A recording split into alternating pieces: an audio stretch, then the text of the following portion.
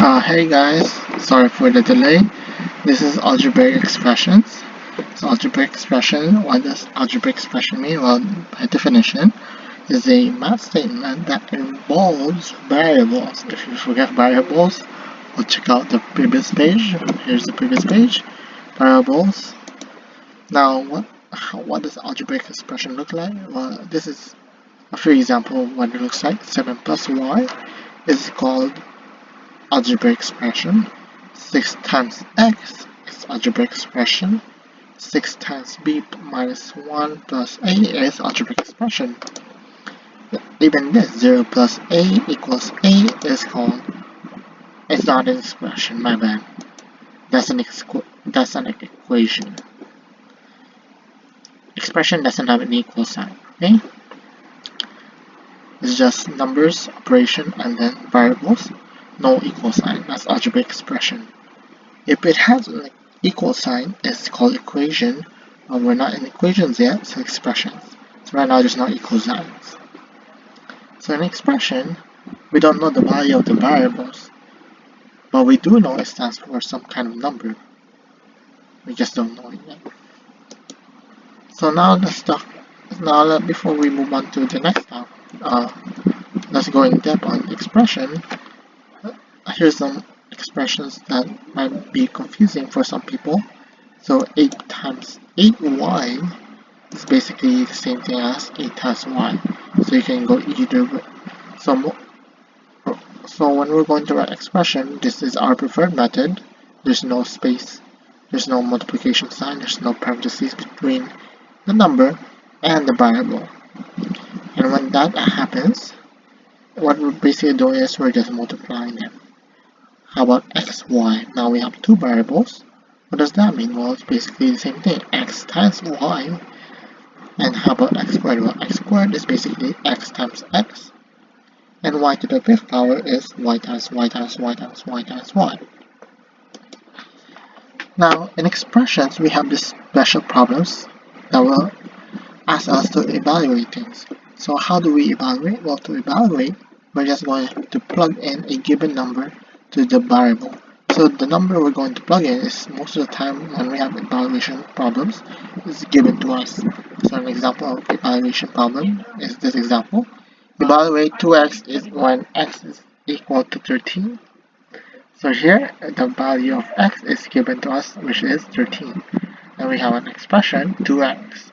So how to evaluate is we're just going to rewrite the expression 2x, and instead of x we're going to write 13. So it's going to be 2 times 13, and because this is 2x, 2x is 2 times x becomes 13, and 2 times 13 is equal to 26. To recap, we're going to rewrite the expression. We're going to change the variable with the given appropriate value, and we're just going to solve it. Here's an example. X minus y times 2 when x is equal to 13 and y is equal to 3. So we're going to rewrite x with 13 or 3? 13, because right here it says to us that x is equal to 13. That's why we're going to write 13 instead of x. Now we're going to rewrite y with 13 or 3? 3. So it's going to be 13 minus 3 is equal times 2. So again, as you notice, the operation doesn't change. Keep that in mind, okay? When we're evaluating problems. Again, the equation doesn't change when we plug in the numbers. So now we're going to have 2 times, now we're just going to do orders of operation. 13 minus 3 is 10, and we're left with 2 times 10, which is 20. Now let's move on to a bit more harder problem. X minus 5y all over y, where x is equal to 35 and y is equal to 5. Now we have two variables, x and y. So let's replace the first variable first, x. X can be changed to as 35 or y? 35. So we're going to rewrite x with 35, and now we're going to rewrite the next variable, y, with 5. So this becomes 5, and this y becomes 5. All the variables that says y now becomes 5. Now for this one, we're not just going to write 55 on the top, we're going to imply the operation between them, which is multiplication. So when you rewrite this expression, it's going to be 35 minus 5 times 5, my bad, 35 minus 5 times 5 all over 5. Now we'll do orders of operation. We'll do the top first. So 5 times 5 is 35, and then 35 minus 5 is 10. Now we're not going, since 5, the denominator is just 5, we leave it as is. 10, now we have 10 over 5, or 10 divided by 5, which is 2. So most people will probably, hey, this is fractions. We're going to, can we cross out 5 and 5 here? No, we can't. And the reason why is because this subtraction, and one of the more obvious reason is, if you forget the steps, none of the steps says we can cancel things. So just follow the steps, rewrite expressions, and then solve. Now we're not going to cross out any variables or any numbers when we're doing expressions.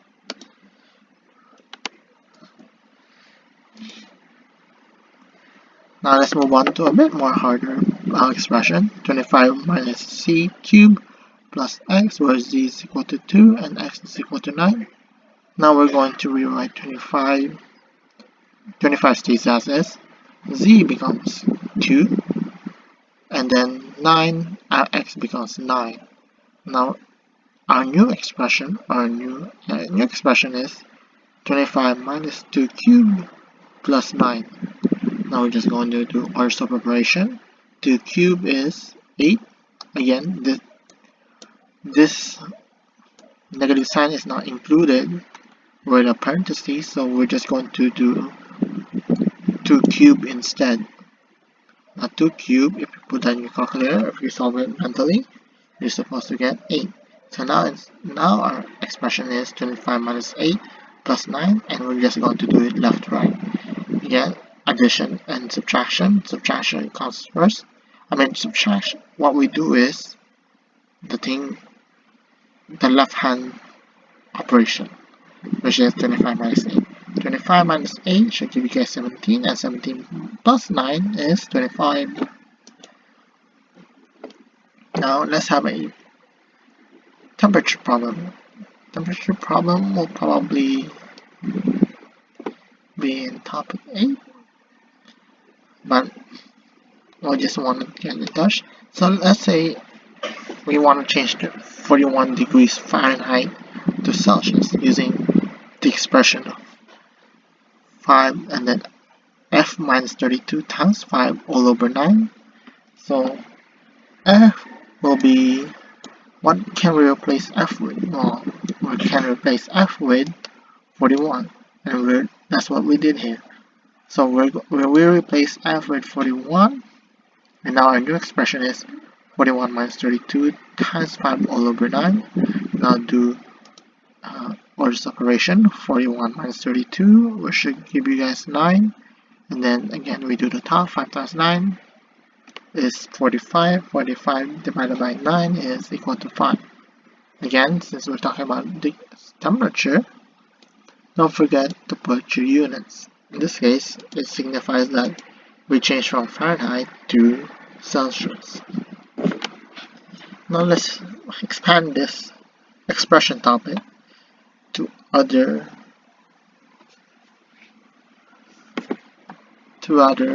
topics. So here's a fraction expression. So right now we have 8 over 9 minus z cubed when z is equal to 2/3. So we're just going to replace z with 2/3. 8 over 9 stays as is, the operation stays as is, z is the only thing that changed. Now, what do we do when we have a fraction and a power. Do you guys remember? What we're going to do is we're going to distribute the power to both the top and the bottom number, to both the numerator and denominator. So now it will be 8 over 9 minus 2 cubed all over 3 cubed. Now we solve that exponents. Exponents 2 cubed is 8 and 3 cubed is 27. Now we have 8 over 9 minus 8 over 27. Now how to do this one? Well, we're just going to change. Right now we just cannot subtract 9 minus 27 because that's not how we subtract fraction. To subtract fraction, we need to change both denominators so it matches. How to do that? Well, just going to do that, we'll have to find the LCD. In this case, the LCD is 27. So 8 over 27 stays as is. The only thing that changes is 8 over 9. So to change 9 to 27, we have to multiply this 9 by 3. So we also have to multiply the numerator with 3. 8 times 3 is 24. Now we have 24 over 27 minus 8 over 27. As we subtract that, since they have common denominators, we can subtract already. And to subtract that, we're not going to subtract 27 minus 27. The numerator stays the same. What we're going to actually subtract is 24 minus 8. 24 minus 8 is 16 over 16. So our new fraction is 16 over 27.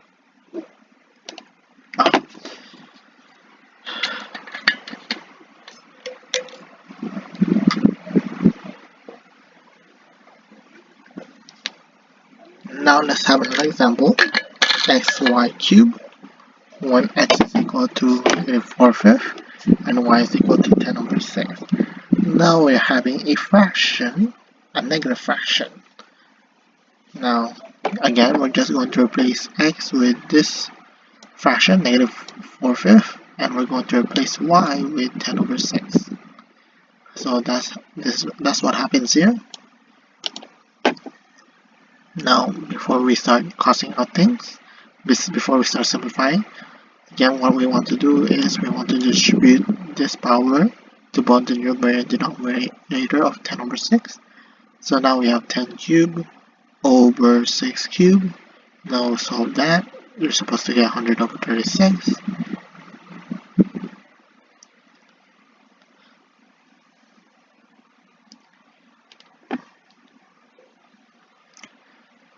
Now, we're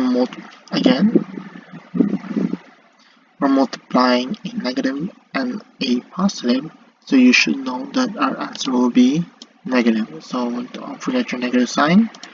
Now what we do is we combine that into one fraction, 4 times 100 over 5 times 36. Now, what's a common denominator? 105 has a common factor of 5, so we can reduce that to 20 and 1. And 4 and 36 has a common factor of 4, so we can reduce 4 to 1 and 36 to 9. Now multiply across, and you're going to get negative 20 over 9. Now your answer, you can just leave it as a improper fraction. You don't need to change that to whole mixed number. Now let's move on to a next problem.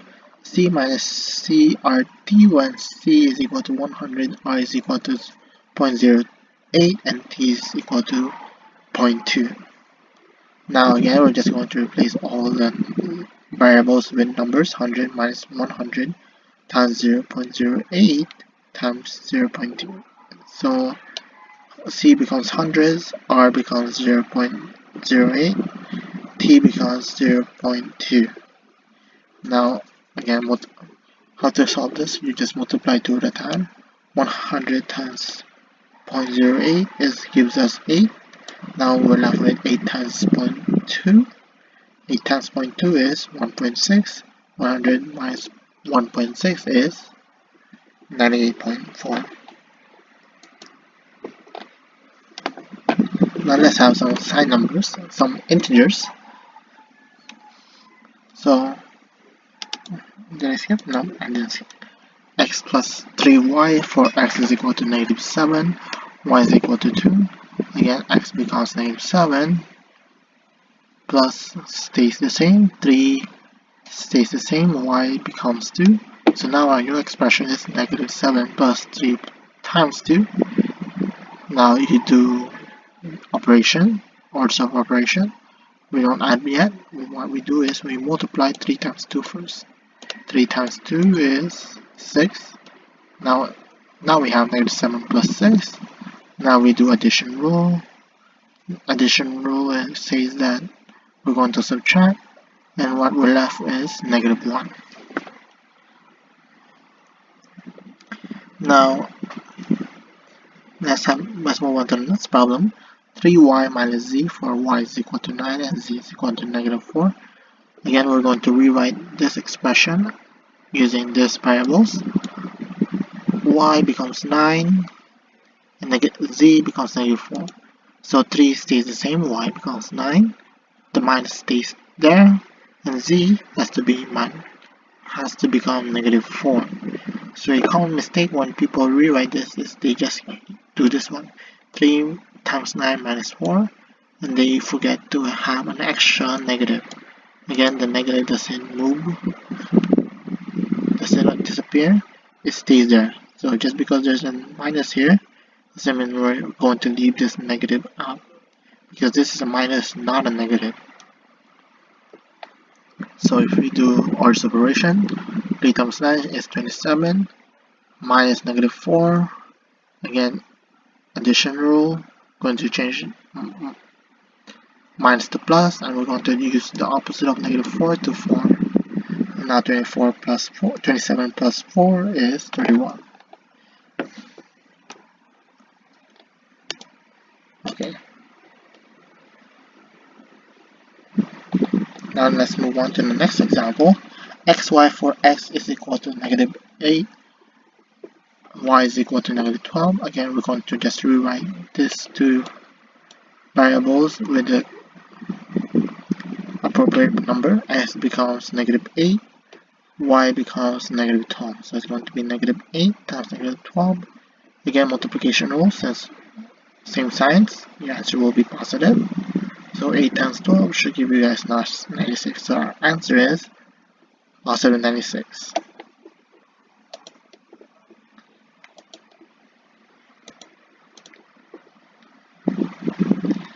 Now let's move on to the last three problems. This is the last two. Negative xy for negative x and y is equal to negative 4. So this negative stays the same. X becomes negative 3, y becomes negative 14. That's how you properly rewrite this problem into the right expression. So a common mistake is people forget to have an extra negative. The negatives has to match, so right. So this negative is this negative. The negative 3 has to be here, and negative 14 has to be here.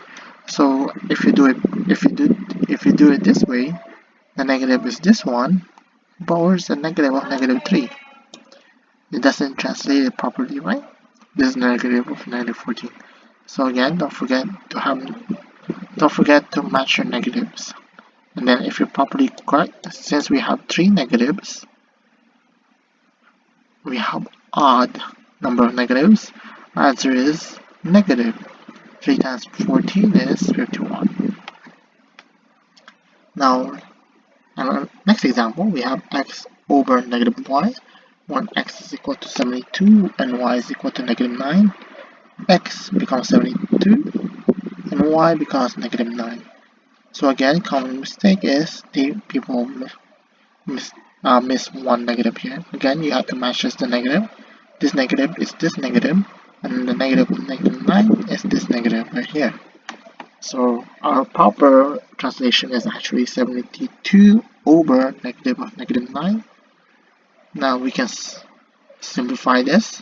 What is negative of negative 9? What is the opposite of negative 9? Positive 9. So 72 over 9 is 8. Now the last one, x squared plus y for x is equal to negative 6, y is equal to 3. Now again, we're going to rewrite x with negative 6, and then y with 3. Now, x means the whole negative 6, right? That's why we're going to include the negative in the parentheses, because it's part of the squaring.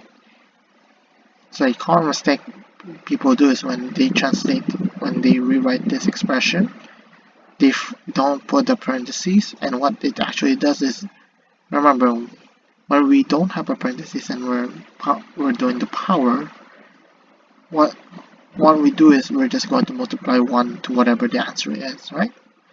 If there's no parentheses. But in this case, we have a parentheses, so what we're actually doing in this case is negative 6 times negative 6, which is 36. So if you do this one, you're going to get negative 36. But the right answer is positive 36. So the sign matters. So positive 36 plus 3 is 39.